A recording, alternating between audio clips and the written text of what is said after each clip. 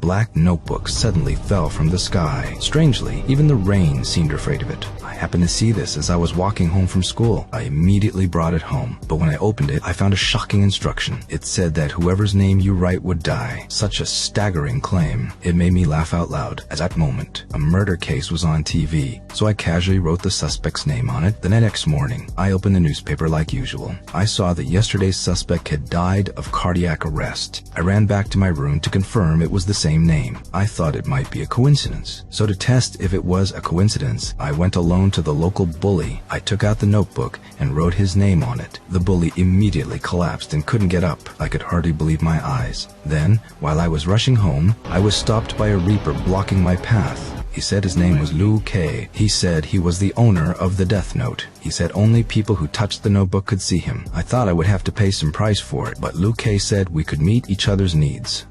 Using the notebook required no conditions. I laughed at his answer. Because I had long hated the bad people in the world, I would personally punish those brutal villains. Since then, I've been writing down the names of bad people every day. Mysterious deaths began occurring around the world. There were fugitive killers, corrupt politicians who knew the law. They all died of severe chest pain. Such strange events quickly attracted public attention. Some thought this was indiscriminate killing. They said I shouldn't be in control of people's lives and deaths. Others believed I was enacting divine justice and upholding righteousness, and they even affectionately called me a savior. But this behavior also drew the attention of the police to catch me and bring me to justice. They even brought in the nation's best detective, and they started a live stream to challenge me. They didn't know that as long as I knew a name, I could cause their death. Sure enough, I drew the final stroke on the notebook. The old man on the TV suddenly twitched. Then, in front of everyone, he collapsed and couldn't get up. But what I never expected was the person I killed was only a death row inmate. The true mastermind never showed himself, and that live stream was his trap. It was nominally a global broadcast, but it only aired in my region.